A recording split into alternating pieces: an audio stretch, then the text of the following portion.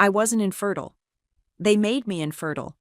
My name is Anna, and I need to tell you what happened to me, what my husband and his mother did to me, because if I don't get this out, I think I might actually lose my mind. For 2 years, I tried to get pregnant. 2 years of tracking ovulation, taking temperatures, scheduling sex like a business meeting. 2 years of watching my period arrive like clockwork, while my heart broke a little more each month. Maybe we should see a specialist, I'd suggest, voice trembling. We just need to be patient, babe, Caden would say, rubbing my back. These things take time. My mom says stress is probably the issue. His mother? Livia. The woman who wrote 3 best-selling books on parenting, who had a blog called Nurturing Tomorrow's Leaders, with 500,000 followers. The woman who smiled at me over Sunday dinners while asking, "Any good news yet, dear?" I believed them. I believed I was broken. Last Tuesday morning changed everything. Caden was in the shower, singing some song off-key like he always did. His phone buzzed on the nightstand. I glanced over, expecting to see a work email, or maybe his gym buddy asking about their workout. Instead, I saw a text from Mom that made my blood freeze. "Did you switch out her vitamins yet?" My hands started shaking. Switch out my vitamins? I stared at the screen until it went dark, then picked up the phone. My thumb hovered over the message thread. I shouldn't have looked. Part of me knew I shouldn't have looked. But I did. The conversation went back months. Months of messages I'd never seen. The pink ones are working perfectly. She has no idea. Good. Make sure she takes them every morning. We can't have any accidents. What if she gets suspicious? She won't. She trusts you completely. Poor thing actually thinks something's wrong with her. I scrolled up, my heart hammering so hard I thought it might burst. There were photos. Photos of my prenatal vitamins next to birth control pills. Side-by-side comparisons showing how similar they looked. "These are perfect," Livia had texted. "Same size, same color. Dr. Martinez says the hormones will regulate her cycle but prevent conception entirely." The shower was still running. Caden was still singing. I ran to the bathroom cabinet and grabbed my vitamin bottle. The prenatal vitamins I'd been taking religiously for 2 years. I dumped them into my palm and really looked at them for the first time. They weren't prenatal vitamins. I knew what birth control pills looked like. I'd taken them in college. These were birth control pills. "Anna, you okay out there?" Caden called from the shower. "Fine," I managed to croak. I went back to his phone. There were more messages. So many more. "She's getting desperate. Asked about fertility treatments again." "Absolutely not. We've invested too much in this plan to let her ruin it now." "What if she finds out?" "She won't. And if she does, we'll handle it. She's too weak to do anything about it anyway." Too weak? The bathroom door opened and Caden stepped out, towel around his waist, hair dripping. "Morning, beautiful," he said, kissing my forehead.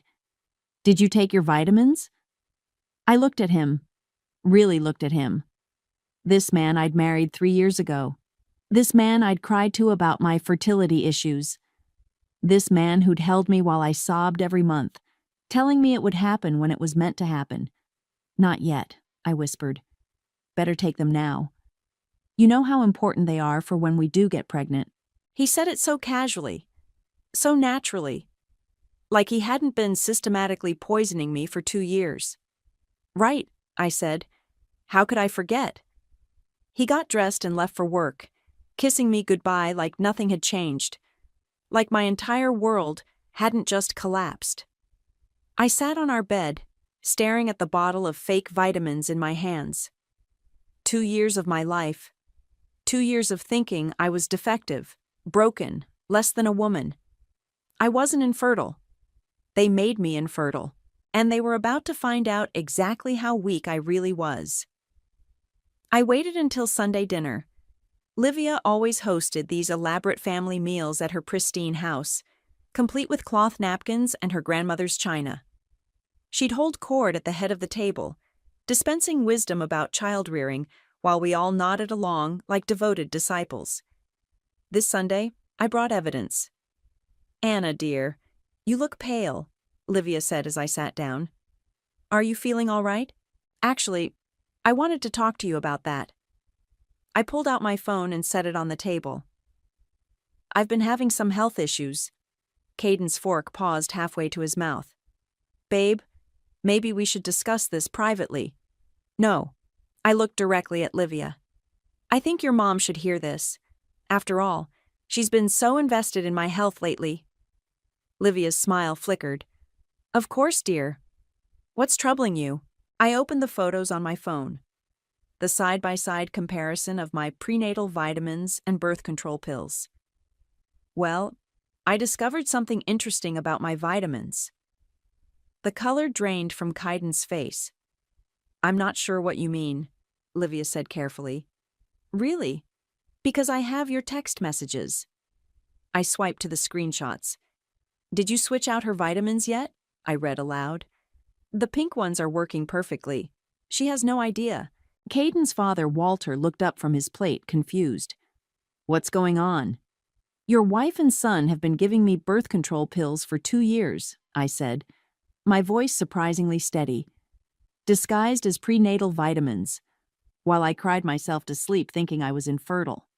"Anna, you're being dramatic," Caden started. "Dramatic?" I stood up, my chair scraping against the floor. "You let me blame myself. You watched me take pregnancy tests month after month, knowing they'd be negative. You held me while I sobbed about being broken." "We were protecting you," Livia said, her voice sharp now. "You're too emotional, too unstable. You would have made a terrible mother." The words hit like a slap. "Protecting me?" "Yes. From yourself. From making a mistake that would ruin multiple lives." "A mistake?" My voice cracked. "Having a baby with your son would be a mistake? With your mental state?" "Absolutely." Livia stood too, her mask finally slipping. "You're hysterical, Anna. Look at yourself right now. This is exactly why we couldn't trust you with a child." Caden reached for my arm. "Anna, please." I jerked away from him. "Don't touch me. Don't ever touch me again." "You're overreacting," he said. "We can work through this." "Work through this?" I laughed, but it came out broken. "You poisoned me. For 2 years. You made me think I was defective. We made a difficult decision for the good of the family," Livia said coldly.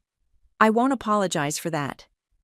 I pulled off my wedding ring and threw it at Caden. It bounced off his chest and clattered onto Livia's precious china plate. "There's your family." I grabbed my purse and headed for the door. "Anna, wait!" Caden called after me. "Where are you going?" "To a lawyer." "You can't be serious." I turned back one last time. "Watch me." I drove straight to my friend Fatima's house. She took one look at my face and pulled me inside. "What happened?" I told her everything. Showed her the messages, the photos, the evidence. She listened without interrupting, her expression growing darker with each detail. "Those sick bastards," she finally said. "Anna, this is criminal. This is assault." "I know." I felt numb. "I called a lawyer from the car. I have an appointment tomorrow." "Good. You're staying here tonight, and tomorrow we're going to destroy them." Around midnight, my phone rang. Livia. I almost didn't answer, but something made me pick up. "Anna, dear." Her voice was sickeningly sweet. "I hope you've had time to think about today's misunderstanding." "Misunderstanding?" "You were upset. Understandably so. But I trust you'll make the right choice to keep this private. For everyone's sake." "Is that a threat?" "It's advice. From someone who cares about you. You wouldn't want to do anything you'd regret." The line went dead. I stared at the phone, then opened my voice recorder app. I'd been recording the entire conversation. "Record. Save. Archive," I whispered. Fatima appeared in the doorway with tea. Who was that? My mother-in-law, making sure I know my place. And what's your place? I looked at my phone, at the recording that would join all the others I was collecting. Apparently, it's keeping quiet while they destroy my life. Fatima sat beside me. What are you going to do? I thought about Livia's voice. So confident. So sure I'd roll over and take it. I'm going to show them exactly how weak I am. The lawyer's office smelled like leather and disappointment. Mrs. Rivera, I have to be honest with you, David Martinez said, sliding papers across his mahogany desk. Your mother-in-law's legal team filed this yesterday. I stared at the document. A non-disclosure agreement? They're claiming you signed one when you married into the family. Something about protecting their business interests and public image. I never signed anything like that. They have a document with your signature, from your wedding reception apparently, mixed in with the gift registry paperwork. My hands shook as I read the legal jargon. Basically, it said I couldn't say anything that might damage the Rivera family reputation. Ever. This can't be legal. It's questionable. We can fight it, but it'll take time and money. And they know that. I left the office feeling like I'd been punched in the gut. My phone buzzed with a text from Caden. We need to talk. Meet me at Starbucks on 5th Street. 1 hour. I almost didn't go, but curiosity won. Caden was already there when I arrived, looking like he hadn't slept. Good. Anna, thank God. We need to fix this. Fix this? I sat down across from him. You mean cover it up? I mean, protect both of us. You have no idea what you're dealing with. My mother? She's not someone you want as an enemy. She's already my enemy, Caden. She's been my enemy for 2 years. You don't understand. She has connections, resources. If you try to fight her, you won't survive. Is that a threat? It's a warning, from someone who still cares about you. I laughed bitterly. You care about me? You poisoned me. I was protecting you. Stop saying that. The other customers turned to look. I lowered my voice. You were protecting your mother's reputation, her precious brand. Anna, please, just sign the NDA. Take the settlement money. Move on with your life. What settlement money? $200,000. Cash. All you have to do is stay quiet. I stared at him. You think you can buy my silence? I think you should be practical. You can't win this fight. I stood up. Watch me. That night, I was scrolling through social media when I saw the first post. A Facebook comment on one of Livia's blog posts. Anyone else notice Ana Rivera seems unstable lately? Heard she's been making wild accusations about the family. Then another. And another. My friend works at their lawyer's office. Says Anna's been threatening to make up stories about Kaiden and his mom. I always thought she seemed off. Too desperate for attention. Kaiden's such a saint for putting up with her mental health issues. My phone rang. Fatima. Anna, are you seeing this shit online? Yeah. They're fast. This is character assassination. We need to document everything. I am. Screenshots, timestamps, everything. Good. But Anna, maybe you should talk to Kaiden's brother, Xavier. Xavier? Why? He reached out to me. Says he has information you need to hear. I met Xavier at a dive bar downtown. He looked nervous, constantly checking over his shoulder. I shouldn't be here, he said, ordering a double whiskey. Then why are you? Because what they did to you is fucked up, and it's not the first time. What do you mean? My mother has done this before. 2 other women Kaiden dated. Anyone she thought wasn't good enough for her precious son. You're kidding. I wish I was. There was Sarah 3 years ago. Mom convinced her she was bipolar, got her committed for a psychiatric evaluation. Then there was Jessica. Mom had her fired from her job, spread rumors about her being a drug addict. I felt sick. And you never said anything? I was a coward. I told myself it wasn't my business. But what she did to you, the vitamins, that's a new level of evil. Why are you telling me this now? Xavier reached into his jacket and pulled out a USB drive. Because I recorded the family meeting where they planned it all. My heart stopped. You what? I've been recording family meetings for years. Started as insurance in case Mom ever turned on me. But this? He slid the drive across the table. This is the real reason she wanted you out of the family. What's on it? Everything. The whole plan. How they researched the birth control pills, found a doctor willing to prescribe them under false pretenses. And Anna, there's more. More? You weren't just a threat to her control. You were a threat to her legacy, her brand. She couldn't risk having a grandchild with what she called weak genes. I picked up the USB drive with trembling fingers. Weak genes? Your family history. Your sister's struggles with addiction. Your father's depression. She said she'd never allow that into the Rivera bloodline. The room spun. She said that? It's all on there. Hours of audio.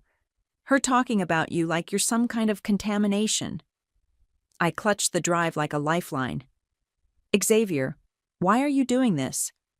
Because you don't know the half of it yet. And because, he finished his whiskey, because someone needs to stop her before she destroys another woman's life.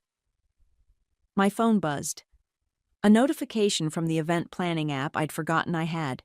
You've been registered as the surprise tribute speaker at the annual Children's Advocacy Gala. Event date, March 15th. Honoree, Livia Rivera. I showed Xavier the screen. His eyes widened. That's in 2 weeks. That's her biggest event of the year. All her sponsors, her publisher, everyone who matters will be there. I didn't register for this. No, Xavier said slowly. But I know who did. I plugged the USB drive into my laptop with shaking hands. Xavier sat beside me on Fatima's couch, both of us staring at the screen as files loaded. Start with the one labeled Family Meeting March 2022, Xavier said. That's when they first started planning. I clicked the file. Livia's voice filled the room, crystal clear. We have a problem. Anna's getting too comfortable, too entitled. She actually asked Caden about fertility treatments yesterday. Caden's voice. I handled it. Told her we should wait a few more months. A few months? Livia's tone was sharp. Caden, we can't keep stalling forever. What if she goes to a doctor on her own? She won't. She trusts me. Trust isn't enough. We need a permanent solution. Walter's voice, barely audible. Livia, maybe we should reconsider. Reconsider what? Letting her pollute our bloodline? Have you forgotten her family history? Her sister's drug problems? Her father's suicide attempt? I paused the recording. My father never attempted suicide. Keep listening, Xavier said grimly. Livia continued. I've done my research. Depression runs in her family. Addiction. Mental instability. I will not have those genes in my grandchildren. So what do you suggest? Caden asked. Dr. Martinez owes me a favor. He can prescribe birth control pills that look identical to prenatal vitamins. Anna will never know the difference. That's illegal, Mom. It's necessary and temporary. Once we've documented enough of her erratic behavior, we can push for a divorce, claim she's mentally unfit. My blood turned to ice. Erratic behavior? Xavier fast-forwarded to another file. This one's from last month. Livia's voice again. The Instagram posts are working perfectly. People are starting to question her stability. What Instagram posts? I asked. Xavier pulled out his phone and showed me. Fake accounts, all posting comments on my photos. Comments about how desperate I looked, how unhinged my captions seemed. She created a whole network of fake accounts, Xavier explained. Been building a narrative about your mental health for months.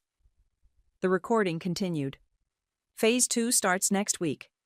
I've arranged for several of my followers to share their concerns about Anna's behavior.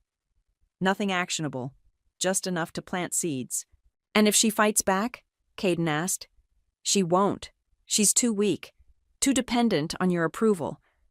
But if she does? Livia's voice turned cold. I have contingency plans. I clicked on another file. This one was more recent. The lawyer confirmed the NDA is solid, Livia said. Even if she tries to speak out, we can destroy her financially. What about Xavier? Walter asked. He's been asking questions. Xavier knows better than to cross me. Don't you, dear? Xavier's voice on the recording. Of course, Mom. I looked at him. You were there for all of this? I had to be. If I wasn't in the room, I couldn't record it. His jaw was tight. Do you know how hard it was to sit there and listen to them plan your destruction? I opened the next file. Livia's voice was excited now. Dr. Martinez confirmed the hormones are working perfectly. Anna's cycle is completely regulated, but conception is impossible. She has no idea. What if she gets suspicious about the vitamins? Caden asked. She won't. I've been reinforcing the narrative that stress is affecting her fertility. She's so desperate to believe there's a simple solution. And the timeline? 6 more months of this, then we move to phase 3. I've already contacted a psychiatrist who specializes in fertility-related depression. Dr. Sarah Chen will evaluate Anna and recommend intensive therapy. I paused. Dr. Sarah Chen? One of Mom's golf buddies, Xavier said. She was going to have you declared mentally incompetent. The final file was labeled Contingency Plan. If Anna becomes a problem, Livia's voice was matter-of-fact, we have options. The fake social media accounts have established a pattern of instability. We have documentation of her erratic behavior. And if necessary, we can always claim she threatened us. Threatened us how? Caden asked. Leave that to me. I've handled difficult women before. The recording ended. The room was silent except for the hum of the laptop. There's more, Xavier said quietly. Financial records, payments to Dr. Martinez, receipts for the fake social media management company, text messages between Mom and her publicist about managing the Anna situation. I stared at the screen, overwhelmed. This is everything. It's enough to destroy her, Xavier said. But Anna, you need to understand what you're up against. She's not just going to roll over. When she realizes what you have, she'll come after me. With everything she's got. My phone buzzed. A text from an unknown number. Hi, Anna. This is Alexis Fuller from the Metro Daily. I've been hearing some interesting rumors about you and the Rivera family. Would love to chat. I showed Xavier the message. His face went pale. Alexis Fuller? She's the biggest gossip columnist in the city. If she's sniffing around, Livia's already making her move. What are you going to do? I looked at the USB drive, then at the Gala invitation still open on my phone. March 15th, 2 weeks away. I'm going to give the performance of my life. I called Alexis Fuller back the next morning. Anna, thanks for reaching out. I have to ask, are the rumors true? Are you planning to crash Livia's gala? I let my voice crack slightly. I don't know what you mean. Come on, honey. Word is you're planning some kind of revenge plot. Something about fertility treatments gone wrong? I've been going through a really hard time. The divorce, the fertility issues.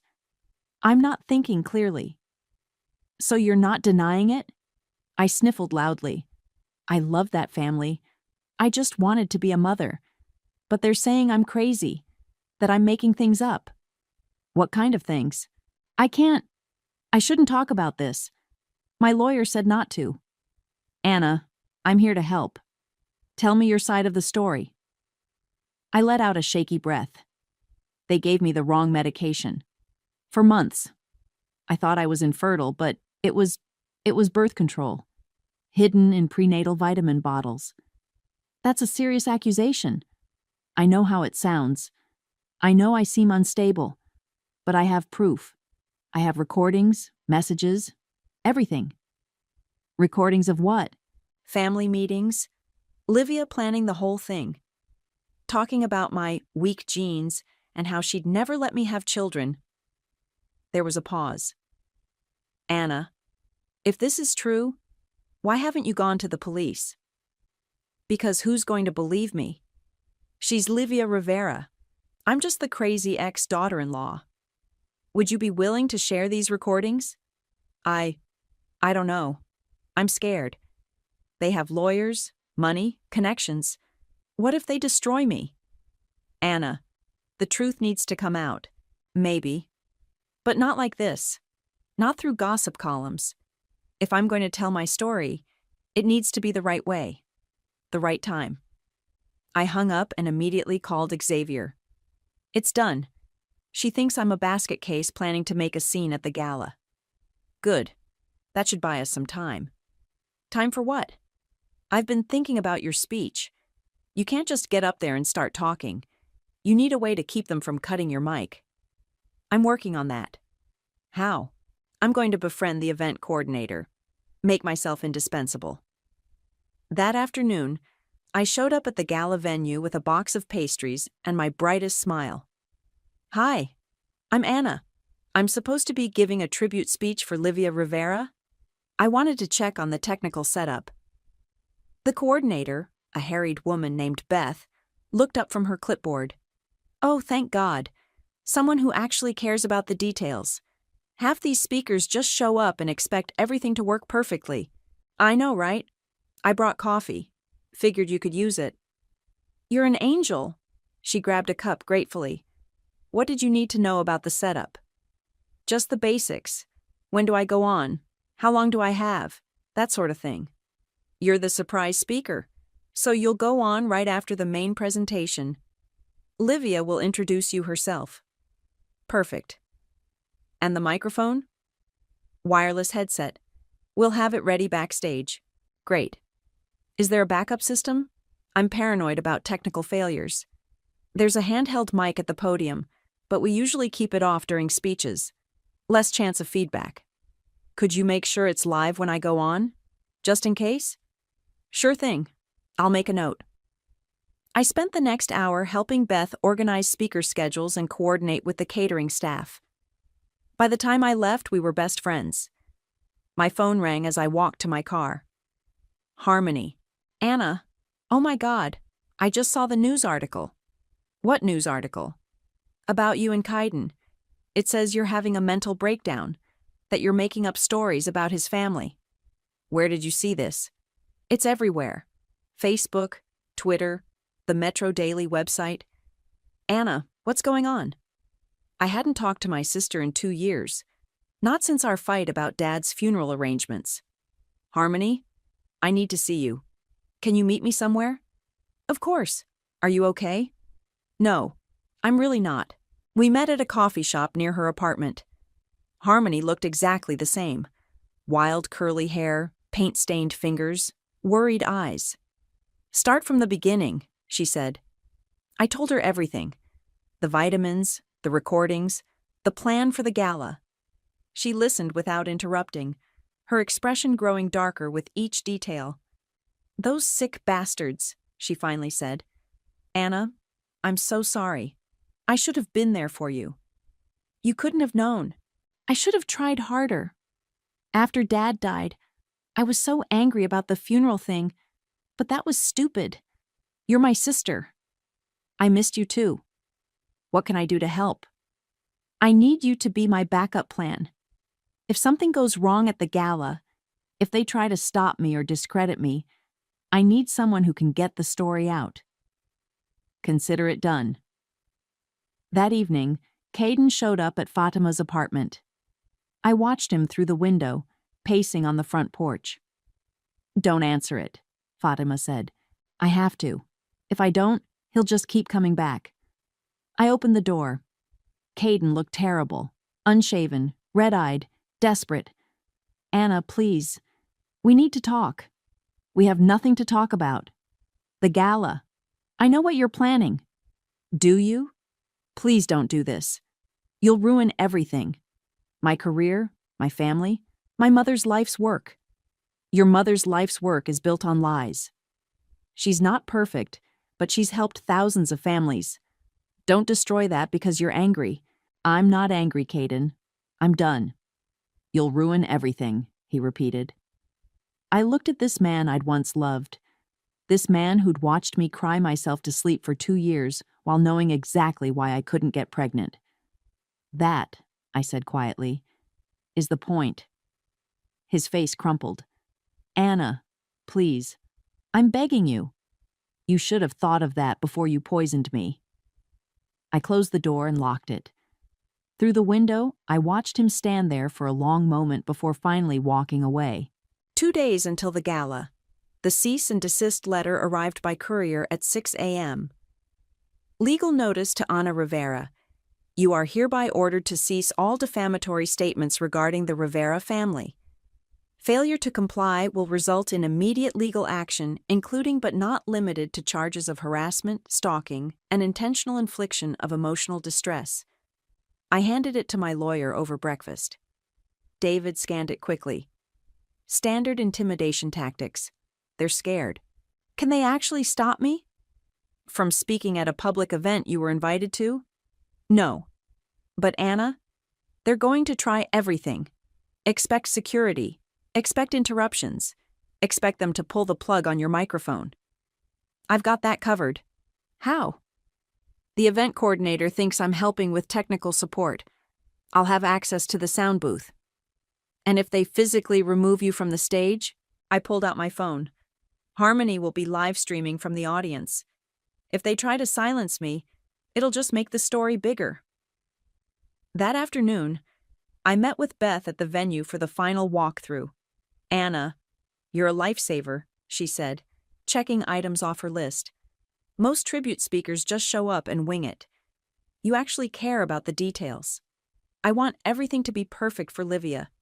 She deserves a memorable evening.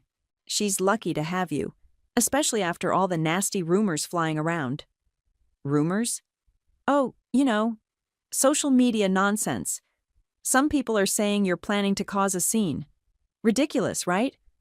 Completely ridiculous. Why would I want to embarrass myself like that? Exactly. Now, let's go over the timing one more time. We walked through the entire sequence. Livia's opening remarks, the video tribute, the award presentation, then my speech. You'll have exactly 10 minutes, Beth said. The teleprompter will be loaded with your speech, and I'll have the backup microphone ready, just like you asked. Perfect. And the projection screen? It'll stay up during your speech in case you want to show any photos or videos. That would be wonderful. That evening, Xavier called. Anna, I need to warn you. Mom's hired private security for tomorrow night. Ex-cops, the works. To do what? To watch you. And if you step out of line, to remove you quietly. Define out of line. Anything that damages her reputation. They have instructions to cut your mic and escort you out if you deviate from your approved speech. What approved speech? The one she thinks you're giving. The glowing tribute to her parenting expertise. I laughed. She really thinks I'm going to stand up there and praise her? She thinks you're broken. Defeated. She thinks the legal threats and social media campaign worked. Good. Let her think that. Anna, these aren't mall cops. These are serious people. If they decide you're a threat, I'll be fine. I have a plan. What plan? The less you know, the better. But Xavier, thank you for everything. I know this wasn't easy. She destroyed my family long before she destroyed yours. It's time someone stopped her. The night before the gala, I couldn't sleep. I sat at Fatima's kitchen table, going over my speech one more time. You sure about this?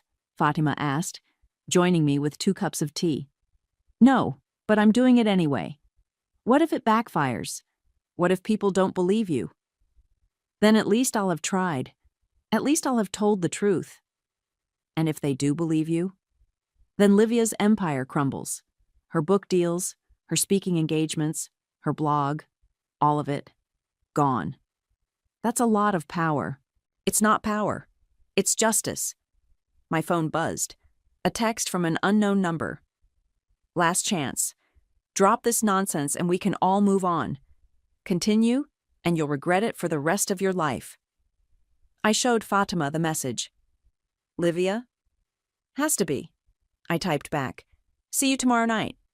The response came immediately. You have no idea what you're up against. I stared at the message, then deleted the entire thread. Fatima, if something happens to me tomorrow, nothing's going to happen to you. But if it does, make sure Harmony gets the USB drive. Make sure the story gets out. Anna, you're scaring me. I'm scaring myself, but I can't stop now. Too many women have been hurt by this family. Too many lives destroyed. I went to the bathroom and looked at myself in the mirror. The woman staring back looked tired, older, but determined. This wasn't the naive girl who'd married Caden 3 years ago. This wasn't the broken woman who'd cried over negative pregnancy tests. This was someone new, someone harder. Tomorrow, I kill a queen, I whispered to my reflection. My phone rang. Harmony. Anna, I'm in position. Front row, center. Phone fully charged. Backup battery ready. Whatever happens tomorrow, I've got you covered. Thank you. Are you ready for this? I looked at the USB drive sitting on the bathroom counter. 2 years of my life stolen.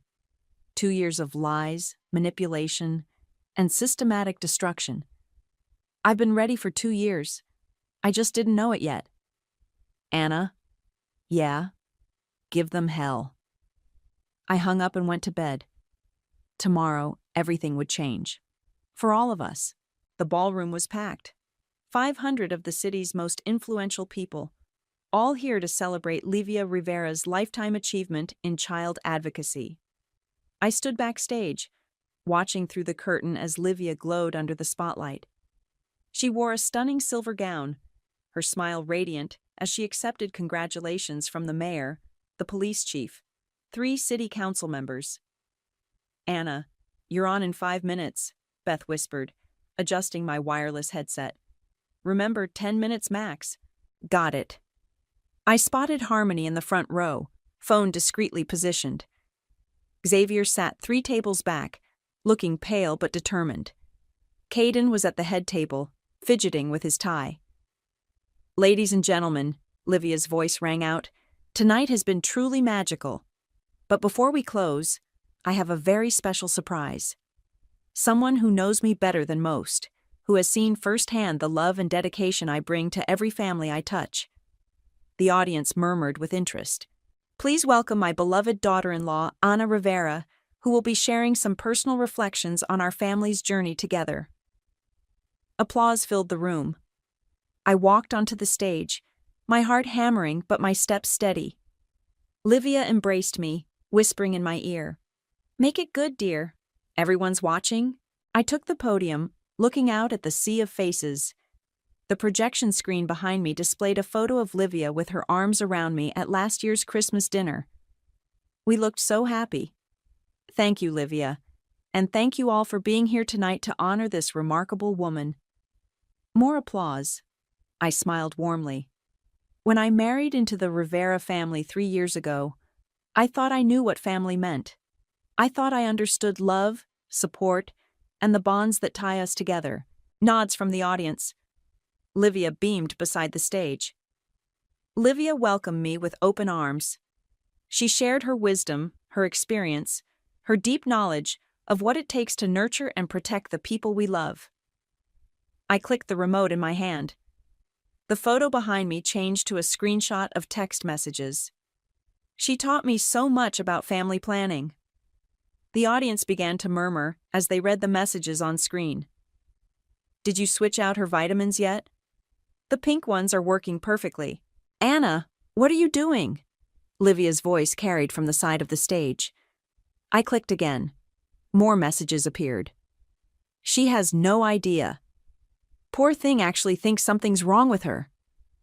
For 2 years I struggled with infertility. 2 years of heartbreak, of feeling broken, of wondering what was wrong with me. The murmuring grew louder. I saw security guards moving toward the stage. But Livia was always there with advice. Take your vitamins, dear. Stay positive. These things happen when they're meant to happen. Click. A photo of prenatal vitamins next to birth control pills. Turns out, she was right. These things do happen when they're meant to happen, and Livia meant for me to never get pregnant. Cut her microphone, Livia screamed from backstage, but Beth, bless her heart, had followed my instructions. The backup mic was live, and I'd disabled the wireless system from the sound booth earlier. The vitamins I took every morning for 2 years weren't prenatal vitamins. They were birth control pills, prescribed by Dr. Martinez at Livia's request. Gasps echoed through the ballroom. People were standing, phones out, recording everything. Click. Audio began playing through the sound system. Livia's voice, crystal clear. I will not have those genes in my grandchildren. Depression runs in her family. Addiction. Mental instability. The room erupted.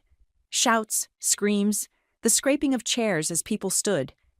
Anna, stop this! Caden was on his feet, pushing through the crowd toward the stage. She called me weak, I continued, my voice steady despite the chaos. Too emotional. Too unstable to be a mother. But she was wrong about one thing. Security reached the stage. 2 large men in suits started climbing the steps. Click. Another audio file played. If Anna becomes a problem, we have options. I've handled difficult women before. I'm not weak, I said as the security guards approached.